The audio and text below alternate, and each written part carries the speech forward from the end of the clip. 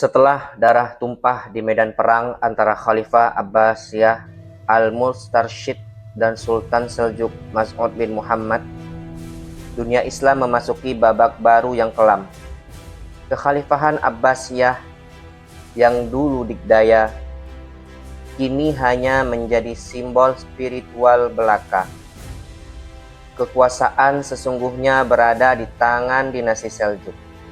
Para penguasa militer Turki yang mengontrol wilayah yang luas dari Iran hingga ke Irak. Di tengah masa itulah muncul sosok Ar-Rasyid Billah.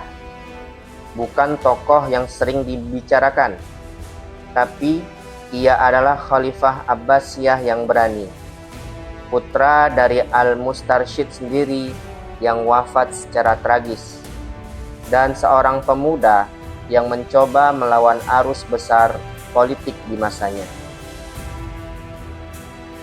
Tahun 1135 Masehi, dunia Islam tengah diguncang oleh berbagai konflik internal.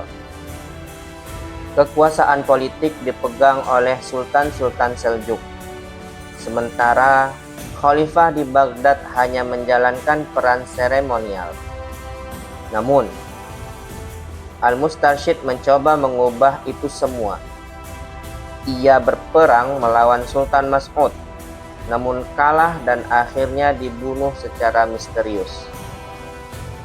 Pembunuhan Al-Mustarsyid diyakini dilakukan oleh kelompok Batiniyah, Syiah Ismailiyah yang radikal yang hingga kini dikenal sebagai assassin. Tapi, benarkah mereka pelakunya? Ataukah Seljuk hanya menggunakan mereka sebagai alat politik? Pertanyaan itu tak kunjung dijawab sejarah. Namun, dari kekosongan itulah naik Ar-Rasyid Billah bin Al-Mustarsyid. Siapa Ar-Rasyid Billah?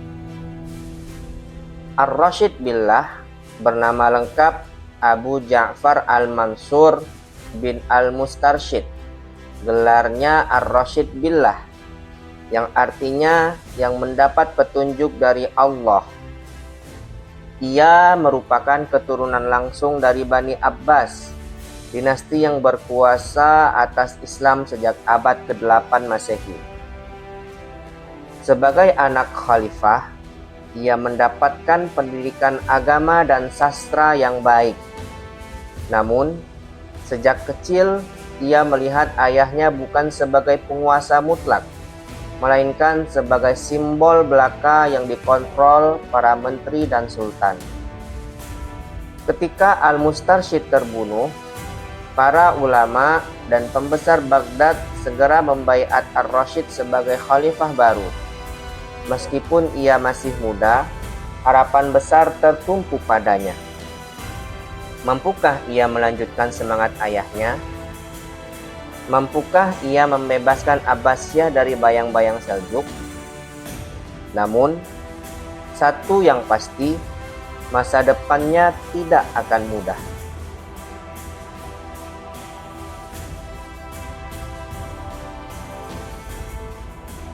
Begitu naik tahta, Ar-Rasyid tidak tinggal diam.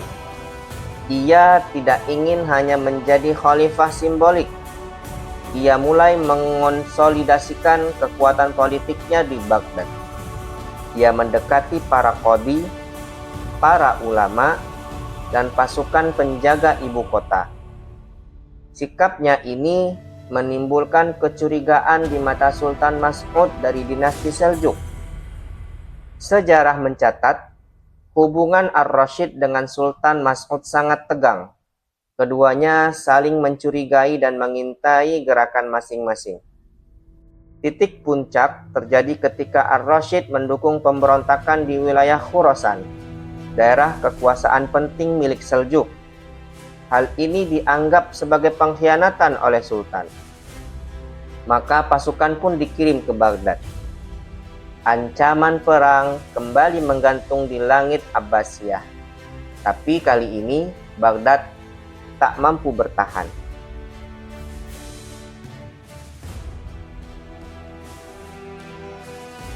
Menyadari bahwa kekuatan militernya tak sebanding, Ar-Rasyid memilih untuk mundur. Ia melarikan diri dari Baghdad dan menuju Mosul, wilayah yang kala itu dikuasai oleh penguasa yang cukup mandiri, Imaduddin Zengi, pendiri dinasti Zengid. Zengi adalah tokoh kuat yang dikenal cerdik dan berani. Ia menerima Ar-Rasyid dengan tangan terbuka, sebagian karena alasan politik, sebagian karena ingin menekan dominasi Seljuk. Namun, keputusan ini menjadi bumerang bagi Ar-Rasyid, karena begitu ia keluar dari Baghdad, Sultan Mas'ud mendeklarasikan bahwa ia telah keluar dari ketaatan. Maka, di tahun 530 Hijriah, ia secara resmi dilengsarkan dari tahtanya sebagai khalifah.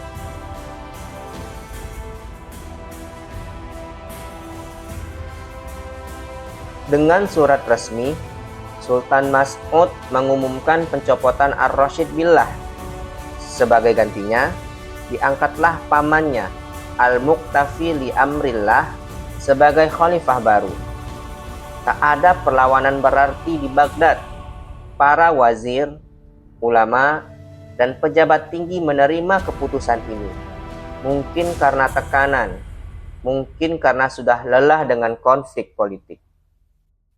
Ar-Rasyid kini menjadi khalifah tanpa tahta, seorang pangeran pengungsi yang membawa gelar mulia tapi tak punya kuasa.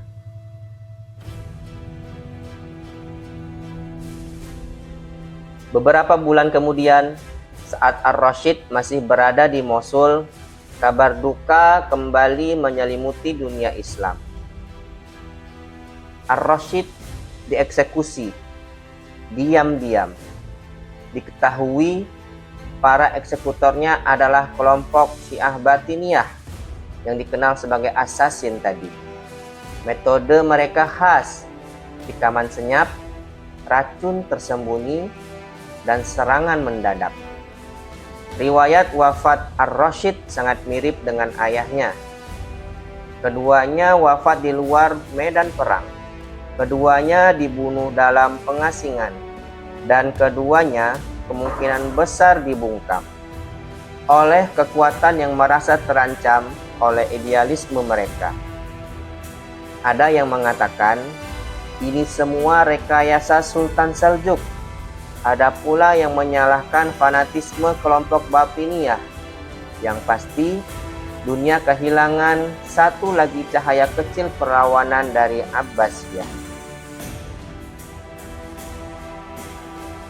Ar-Rasyid Billah, khalifah yang hanya memerintah kurang dari setahun. Namun, keberaniannya meninggalkan jejak. Ia mencoba melawan. Ia menolak menjadi boneka. Dan ia memilih mati dalam pelarian daripada hidup dalam kendali. Pasca kejatuhannya, Abbasiyah tak lagi mencoba melawan Seljuk secara terbuka. Para khalifah setelahnya menerima peran simbolik hingga akhirnya kekhilafahan itu sendiri dihancurkan oleh Mongol di tahun 1258 Masehi. Kisah Ar-Rasyid Billah bukan sekedar cerita masa lalu. Ia adalah pelajaran tentang perjuangan, pengkhianatan, dan kehormatan. Tentang seorang pemuda yang mencoba berdiri di tengah badai kekuasaan yang tak bisa ia bendung. Dan tentang bagaimana sejarah kadang lebih memilih untuk melupakan orang-orang seperti dia. Kita sering mengenal Harun Ar-Rasyid atau Al-Ma'mun atau Abul Abbas As-Saffah, para khalifah emas Abbasiyah. Tapi kisah Ar-Rasyid Billah adalah kisah tentang perlawanan, pengkhianatan, dan runtuhnya kekuasaan sejati Abbasiyah di tengah dominasi militer Turki Seljuk. Inilah sejarah yang nyaris dilupakan. Jika kamu suka konten ini, kisah kelam dan jujur sejarah Islam, jangan lupa like, share, dan subscribe channel Siko Belajar. Karena dari sejarah, kita belajar bahwa kekuasaan tanpa kekuatan hanyalah simbol, dan simbol tanpa ruh akan mudah dihancurkan.